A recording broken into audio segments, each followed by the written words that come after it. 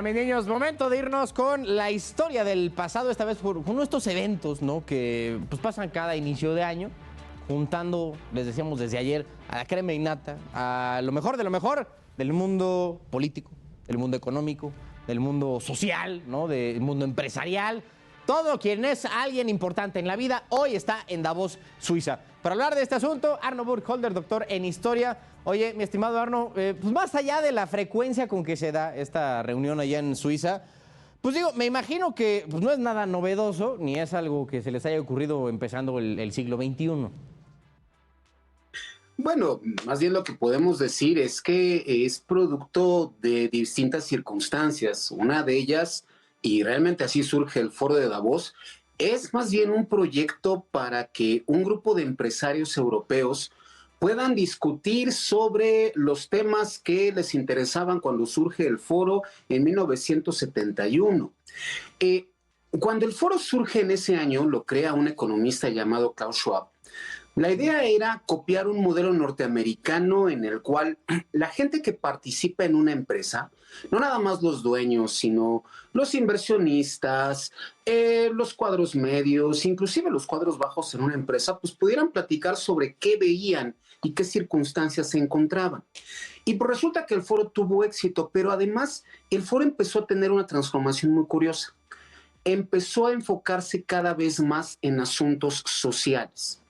Esto empezó en los años 70, los años en los que el Estado benefactor se está viniendo abajo.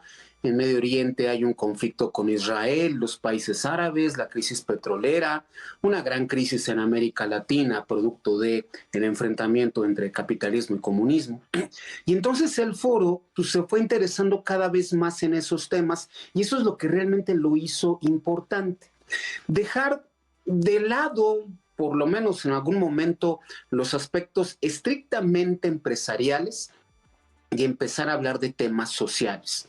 Cuando a mediados de los 70, en el foro que antes se llamaba Foro de Gestión Europea, se les ocurre invitar a un señor que se llamó Ralph Nader, que era pues, un líder social norteamericano que defendía a consumidores de los abusos de las empresas, pues el foro se transformó. Y entonces el foro se empezó a decantar cada vez más por temas políticos y sociales. Cuando llegan los años 80 además, el foro está muy consciente de que el mundo se está transformando hacia el neoliberalismo y la globalización, de que ya no puede estar encerrado nada más en temas estrictamente empresariales, de que poco a poco la Unión Soviética se transforma, de que gente como Reagan y Thatcher empiezan a impulsar cada vez más el comercio libre, de que las Alemanias van a terminar reunificándose en gran parte gracias a el apoyo de Mikhail Gorbachev y de toda una generación de políticos alemanes. Y entonces el foro se fue cada vez más hacia allá.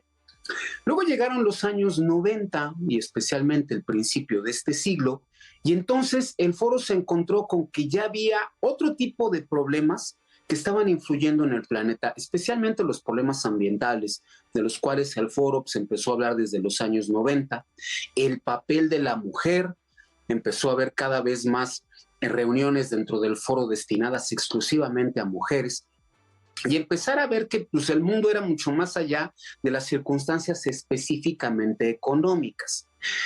El foro se volvió muy importante, especialmente en los años 90. Yo diría que más bien fue el momento en el que se hizo famoso.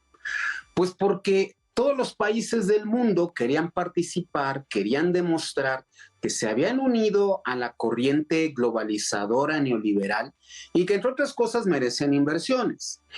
Hay que decir que se considera que fue en una de esas reuniones del Foro Económico Mundial, muy seguramente la reunión de finales de los 80, principios de los 90, en donde se discutió la posibilidad de crear un mercado común entre Estados Unidos, Canadá y México, que en 1994 se convirtió en el TLC. Ahora bien, el foro siempre ha tenido el mismo problema. Siempre se ha visto como un club de ricos que lo único que hacen es discutir temas que al final no se reflejan en la realidad, lo que cada quien decida, que lo hacen en un pueblecito suizo de muchísimo dinero y que pues al final realmente no les interesa lo que pasa en el mundo. Los organizadores del foro dicen que, pues obviamente no, que no es nada más la reunión que ellos hacen en enero, es toda una serie de reuniones que van haciendo en distintas partes del mundo a lo largo del año, que el enfoque social les es importantísimo, más allá de solamente hablar de dinero, y que consideran que por eso hay que invitar a gente de muy distintos estratos, desde gente muy joven que se están convirtiendo en líderes mundiales, líderes religiosos, líderes ambientales, intelectuales, para poder crear un enorme espectro de opiniones. El foro de Davos, para ellos lo más importante es justamente poder dialogar entre personas que tienen muy distintas ideas sobre lo que está pasando en el mundo, para de esa manera pues poder proponer ideas hacia dónde tiene que ir el planeta.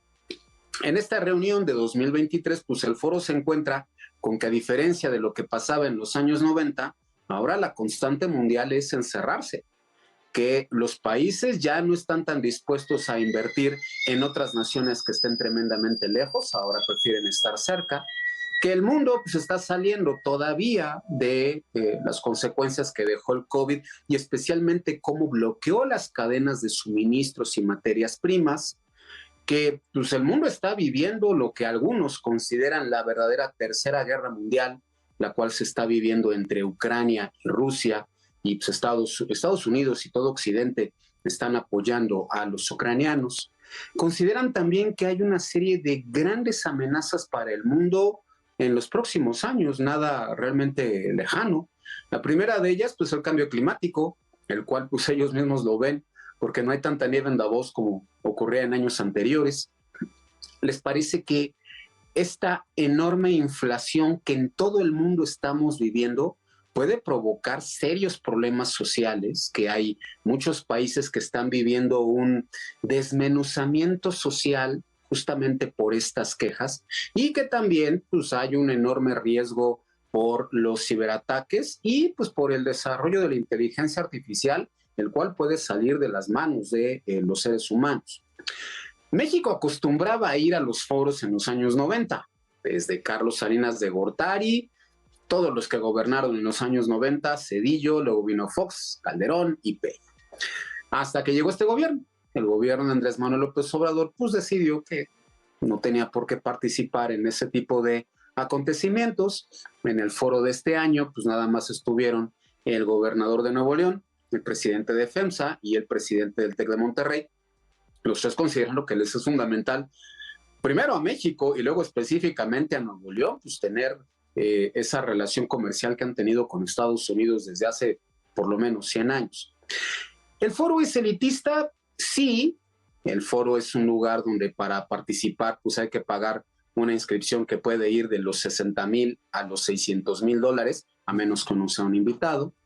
Sí, es una reunión que muchos han visto como algo que no puede servir, pero también ha sido muy importante porque en este mundo globalizado del cual no tenemos claro si ya desapareció o no, poder compartir ideas y que esas ideas puedan llegar pues, realmente a todo el mundo gracias a las redes sociales, pues es vital para poder planearnos qué queremos para este planeta dentro de los próximos años.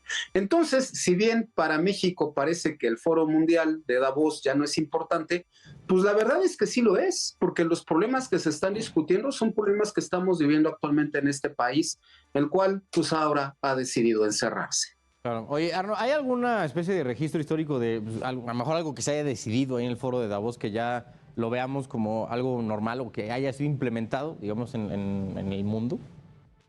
La verdad es que muchísimas cosas que se decidieron ahí, desde arreglos entre Israel y los estados árabes en los años 70, evitar guerras entre Turquía y Grecia también por esa época. Mucho del final del apartheid también se decidió en los foros de Davos. Hubo grandes movimientos para poder impulsar la creación de cada vez más vacunas a finales del siglo XX y principios del siglo XXI. La verdad es que en el foro de Davos se han discutido muchas cosas porque no nada más son estas reuniones, también es la capacidad de poder establecer diálogos informales entre todos estos dueños de empresas, intelectuales, políticos, lo cual permite que ese contacto pues, pueda al final manifestarse en cosas que han sido muy importantes para todo el planeta.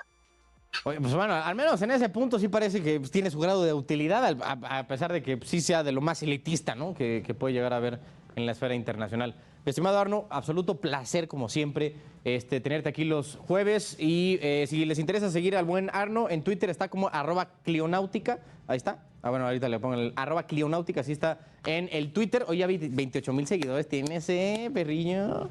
Muy bien. ¿Unos cuantos? Ay, sí. Ay, humildemente, ahí bajita la mano, hijos.